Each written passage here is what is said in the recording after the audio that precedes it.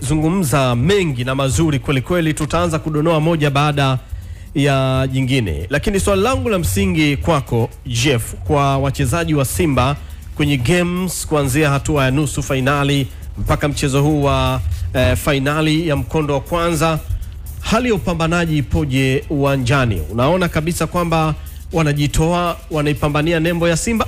Ya, nadhani hilo halina mashaka. No.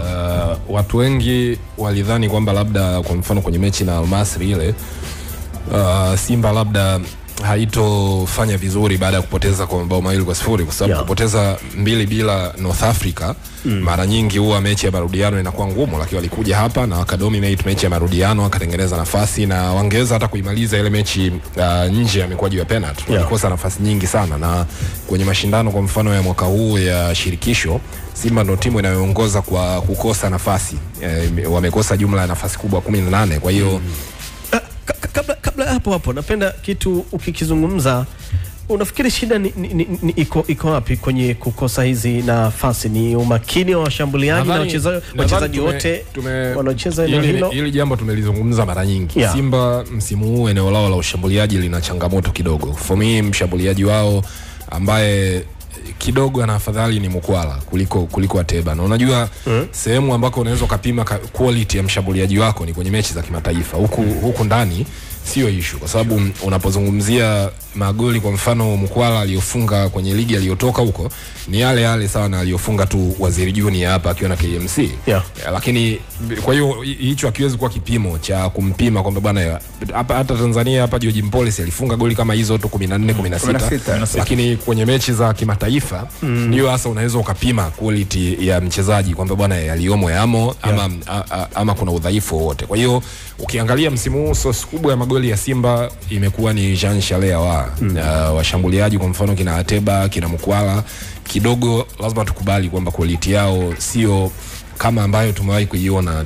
Tumewahi kuwaona washambuliaji bora Simba, Mugalu, tumewahi kumuona Kagere, Ataboko, Emmanuel Okwi, wote hawa naamini quality yao ilikuwa bora kuliko katika hilo. Watakwambia pamoja na hao ambao wana quality kubwa kuliko hawa, mbona hawakuifikisha timu finali? At the end of the day, kufika hatua ya finali kuna vitu vingi.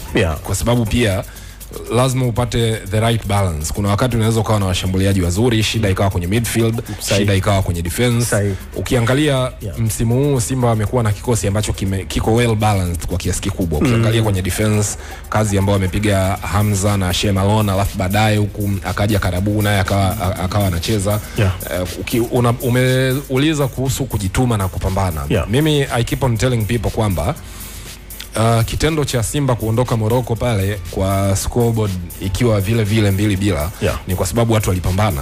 Mimi sijawahi kumuona Shabalala ana defend kama alivyo defend kwenye mechi ya Jumamosi. Kapombe vile Ngoma naye alikuja kushuka kufanya kazi nzuri. Kagoma kwangu mimi ndio alikuwa mchezaji bora wa Simba kwenye mechi. Kwa hiyo kujituma kupo.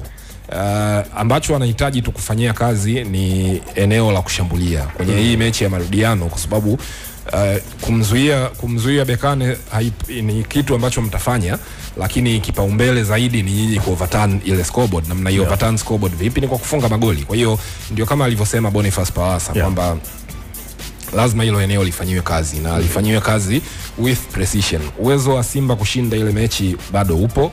Hapaswi kumuogopa Bekane, kwa sababu ukiangalia hata kwenye mechi nyingi ambazo Bekane amecheza nyumbani huwa anazifunga opponents team magoli 3, magoli 4, magoli 5 wakati mwingine.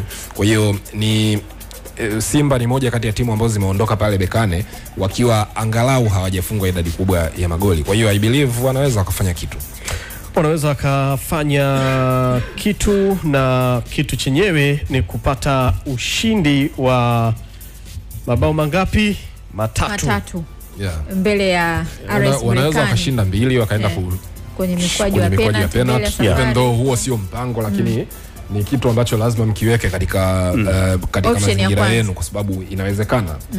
Okay, sawa. Na naendelea kukukumbusha kwamba hata hiyo finali ambayo itachezwa ni Amani Complex pale, utapata nafasi ya kuitazama kupitia Azam TV mwaka 2025. Ni kukiwasha tu makombe tofauti ambayo yanakuwa yanachezwa kwenye ligi tofauti. Unapata nafasi ya kushuhudia kama ambavyo ulikuwa unashuhudia Bundesliga, lakini pia La Liga, Serie A, ligi kuu ya soka Tanzania bara, ligi ya wanawake pamoja na michezo mingine tofauti, na sio michezo peke yake, lakini pia tamthilia za hapa nyumbani Tanzania, za nje ya Tanzania, vyote Azam TV inahakikisha kwamba imekupa burudani, na hii ndio maana ya burudani kwa wote. Kwa hiyo hakikisha umelipia kifurushi chako cha shilingi 28,000 tu, na alipia sasa hivi, usije ukapitwa. Leo ni tarehe 20, sasa ikafika tarehe 25 saa 4 asubuhi ndio unaanza kuhangaika kulipia, kwa sababu hapo watu wengi pia watakuwa wanahangaika kulipia. Alafu ukasema mimi sitaweza kutazama, usumbufu ni mkubwa.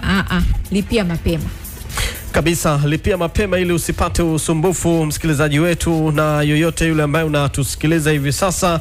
Azam TV, burudani kwa wote, wapo pamoja nasi, tunaendelea kuburudika nao, ndio maana wanasema burudani kwa wote. Na kwa wale wanaofuatilia Crown TV pia inapatikana channel namba 415. Kwa uzuri kabisa kabisa. Shirafu, tunasema unaweza kushinda mchezo kwa maana ya 1-0, lakini sio kwenda kutoa ubingwa. Manake Simba hapa wana mambo mawili. Pengine hata matatu. Kwanza kufanya kamba, kurudisha zile mbili.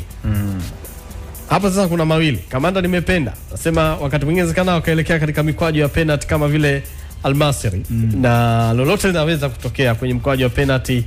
Yoyote yule anaweza kushinda.